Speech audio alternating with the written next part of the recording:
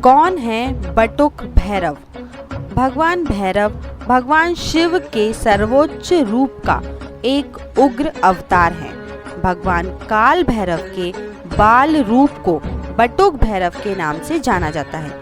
बटुक भैरव को शिव के एक रूप भैरव की सभी शक्तियों का श्रेय दिया जाता है।